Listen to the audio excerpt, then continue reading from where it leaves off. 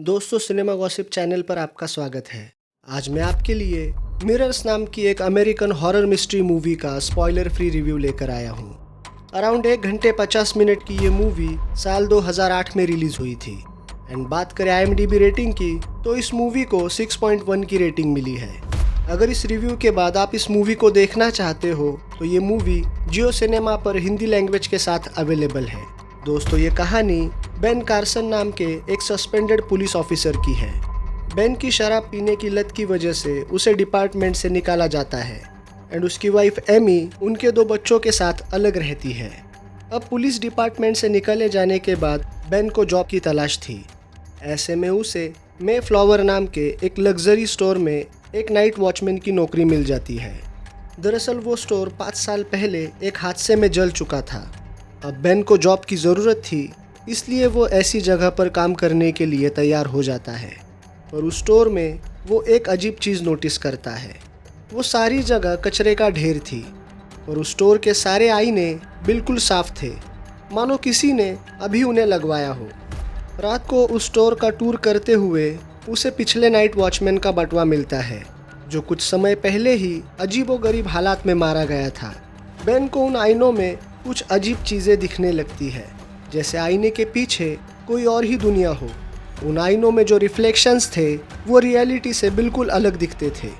उन चीज़ों को देखकर बेन को समझ नहीं आता उसके साथ क्या हो रहा है। किसी तरह से वो अपनी शिफ्ट ख़त्म करके अपने घर जाता है, पर अब उसे घर के आईनों में भी कुछ अजीब चीज़ें दिखने लगती है। यानी वो जो कुछ भी था, मतलब वो इविल स्पिरिट, वो उस लग्जरी स्टोर की मिरर से बेन के घर तक पहुंच गई थी। बेन अपनी बहन एंजेला को एंड अपनी वाइफ एमी को उसके साथ हो रही चीज़ों के बारे में बताता है, और उनका ये कहना था कि ये सब उसका वहम है, बिकॉज़ वो शराब छोड़ने के लिए कुछ स्ट्रॉन्ग दवाइयाँ ले रहा था।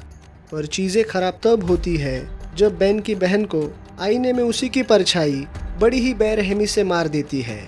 अपनी बहन की मौत के बाद बेन उस स्टोर में जाकर आईनों को तोड़ने की कोशिश करता है, बट वो आईने अपने आप ठीक हो जाते हैं। उन आईनों की दूसरी तरफ जो स्पिरिट्स थी वो ऐसेकर नाम के किसी शख्स की तलाश कर रही थी, एंड अब ऐसेकर को ढूंढने का काम बेन को करना था। कौन थी ये ऐसेकर एंड उसका उन मिरर के अंदर रहने वाली स्पिरिट्स के साथ क्या लेना देना था?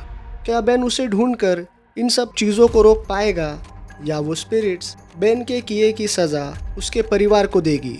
वेल, ये सब जानने के लिए आपको इस मूवी को देखना पड़ेगा। दोस्तों, अब बात करते हैं मुझे ये मूवी कैसी लगी। इस मूवी की कहानी मुझे काफ़ी पसंद आई। इस स्टोरी में बहुत सारे अच्छे हॉरर सीन्स हैं जो आपको डराने का काम करते हैं एंड कामयाब भी होते हैं। साथ ही कुछ अच्छे ट्विस्ट भी है जो स्टोरी को एंगेज रखने में मदद करते हैं। इस मूवी को अलेक्जेंडर एजा ने डायरेक्ट किया है, जो hills have eyes and crawl जैसी बेहतरीन मूवीज़ को डायरेक्ट कर चुके हैं। अगर मैं एक्टिंग की बात करूं तो सभी एक्टर्स ने अपने अपने रोल्स को अच्छी तरह से परफॉर्म किया है। अगर आप हॉरर मिस्ट्री मूवीज़ के फैंस हो तो ये मूवी आपके लिए एक अच्छा ऑप्शन है।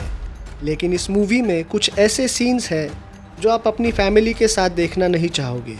सो मूवी देखते टाइम आप इस बात का ध्यान रखें। अगर मैं रेटिंग की बात करूँ तो आई थिंक ये मूवी 3 स्टार्स तो डिज़र्व करती है। अगर आप इस मूवी को देख चुके हो तो आप अपने थॉट्स हमारे साथ शेयर कर सकते हो।